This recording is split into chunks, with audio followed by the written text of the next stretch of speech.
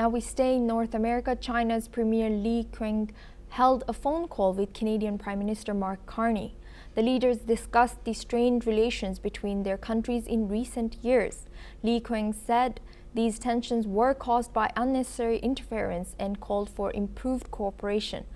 Both sides have agreed to regularize communication channels to strengthen diplomatic ties. Li also heightened the potential for joint efforts in clean energy, climate change, and innovation. He emphasized China's commitment to multilateralism and free trade, aiming for win-win results in the bilateral relationship. Now we have guest Andrew K.P. Leung.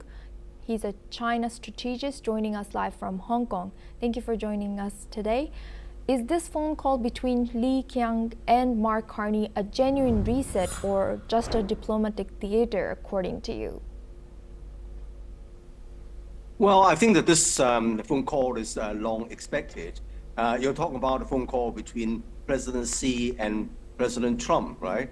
Well, that's at least it was much expected or much asked for, sought after by President Trump, because he knows that just by imposing all these sanctions on China, it's not going to make China surrender, because China this time around, compared with Trump 1.0, is much better prepared. Now, don't forget that when Trump first went into the White House, that was before Biden.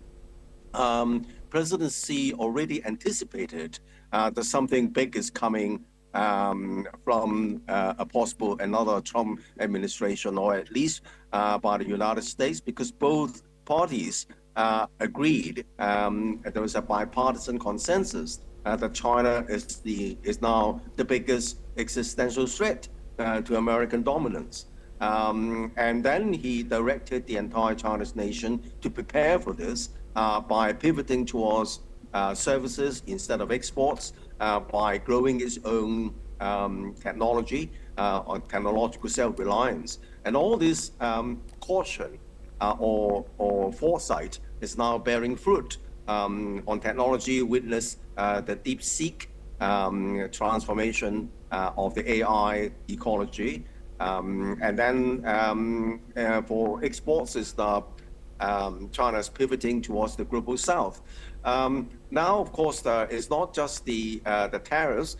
I think that President Trump wants China to open up its economy and also to buy more American products and hopefully bring more jobs back to the United States. And I think that the telephone call is actually established some degree of rapport so that both sides can work together on these kind of imbalance. China opening up its economy a bit more, perhaps buying more American products. And of course, China could also relocate part of the manufacturing processes to the United States or investing in the United States. I think that that's the way of bringing some jobs back to the United States. So I think that there are lots of other ideas that can be explored, but I don't think that the two countries would form a very close alliance, because there are fundamental differences in ideology, and then there is still a very deep-seated China scare in the United States, harking back to the days in the 1950s or 60s about the threat of the communist threat, as it were. So I think that both sides need to work on this for a long, long time, but at least the telephone call will at least set the scene for both sides to have some genuine talks.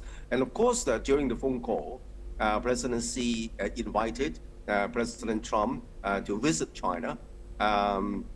And then President Trump has sent signals that he's going to accept that. And then also in return, he's inviting President Xi to the United States. So I think that this all goes well for both countries, because I think that both sides realize that tariffs and retaliation is not going to resolve the problem. It's not going to resolve the basic imbalance in terms of trade, in terms of technology access between the two countries.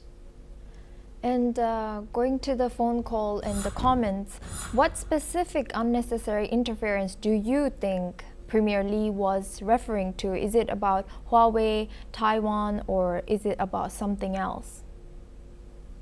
Well, I don't think that there was much about Taiwan, because as far as Taiwan is concerned, I think President Xi already made it quite clear to the United States and to the world that this is really a critical red line for China. Taiwan has always been held as part of China, and China, of course, has been recognized by the United Nations as the only country representing the entire China. There's no other territory or area that can claim this kind of sovereignty. And in fact, the United Nations has not recognized Taiwan as a country. But I think that in recent years, that has been the politics, the Taiwan politics, especially driven by pro-separatist politicians, like the current leader in Taiwan.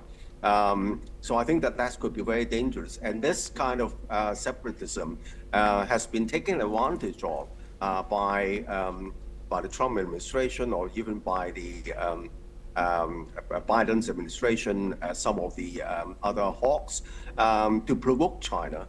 I think that's a very dangerous red line, and President Xi has made it quite clear that this is simply a no-go area. And I think Trump largely buys that, because he doesn't want to stir up wars. President Trump wants to go down in history as a peaceful president that make America great again and bring some jobs back to the United States. And by opening up markets, including those in China, and to ask some of his allies to pay more for their defense. So I think that this set in its whole context, the telephone call is quite instructive and quite positive, and it could always also send a good signal to the other countries trying to negotiate deals with the United States over tariffs, and they are all looking up to how China is doing before they finalize their negotiations. Thank you very much, Andrew K.P. Leung.